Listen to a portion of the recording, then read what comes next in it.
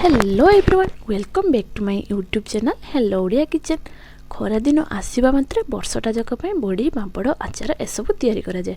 वर्ष सारा तो खरा उपरे विश्वास ही न थाए केबे शीत केबे वर्षा खरा दिन आसी जाइए माने मु आपण मानकु एकदम टेस्टी एंड क्रिस्पी चूड़ा पापड़ रेसिपी शेयर करुँची। वीडियो को लास्ट पर्यंत देखो। वीडियो भल लगे वीडियो को like comment share and subscribe करूँ। चैनल नुआ थिले चैनल को सब्सक्राइब करने जमा भी भूलंतुनि। मुझे पाखापाखि 100 ग्राम चूड़ा को नहीं 15 मिनिट पाखापाखि 2 ग्लास पानी दे बतुरे रखी। देन गोटे मिक्सिंग जार ने सबको फाइनली ग्राइंड कर भल भाव में ग्राइंडिंग करेंगे जमी खदड़ा अंश न रही। जो कड़े आण प्रस्तुत करवा सेठाको सब चूड़ार पेस्ट को ट्रांसफर करने। देन 1 बाउल पाखापाखि पानी दे एमती हाथ में भल भाव में गोलाई नेबा जमी किसी गोटा गोटा अंश बा खदड़ा अंश न रहिबो। सेथिरे पापड़ को बहुत टेस्टी बनवाई आम से किसी मसला ऐड करवा। मसला ऐड करवा बिल्कुल ऑप्शनल अच्छी। आपड़ चाहिए साधा पापड़ एमती प्रस्तुत करेंगे जमी कस्तूरी मेथी किसी लंका गुंड गोटा जीरा धला राशि आप धला राशि बदल में कला राशि नहीं पारे। आउ हाफ टी स्पून पाखापाखि बेकिंग सोडा एवं अल्प परिमाण लुण बेसी अधिका कर लुण नेबेनि नहले पापड़ सुखी सारा पर लुणिया लगिपारे। सबको बैटर दे भल भाव में गोलाई नेबा।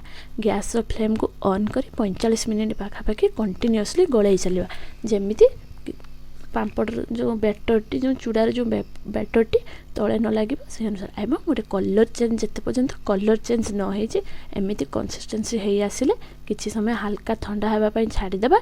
देन गोटे 5 केजी अटा जरी नेबा और से अलग कौन जरी नेबा से तेल ग्रीस कर बैटर को देवा।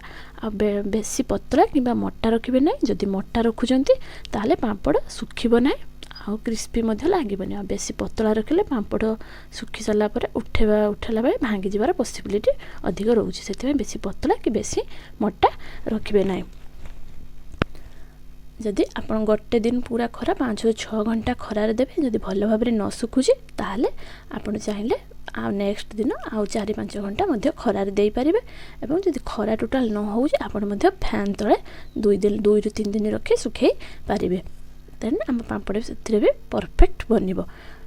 एबे देखो आम पापड़ एकदम ट्रांसपेरेंट बनी।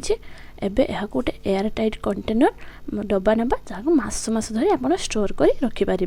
देखो तेल रे पड़ा मात्रे ही पूरा तेल गरम हो सारा पर ही तेल पकाइबे जहाँद्वारा पापड़ा बहुत तेल पड़ा मात्रे ही पूरा भल भाव में फुलीज। खाइबापी मत बहुत ही सुंदर लगे पूरा क्रिस्पी लगे। देखो आम पापड़ पूरा एकदम परफेक्ट बनी। एमती प्रोसेस चूड़ा पापड़ थरे घरे निश्चय ट्राए करूँ। आउ केमिति लागला मते कमेंट माध्यम निश्चय जानते। वीडियो भल लगुले वीडियो को like comment share and subscribe करने जमा भी भूलंतुनि। चैनल नुआ चैनल को सब्सक्राइब करूँ। जय जगन्नाथ बाय बाय।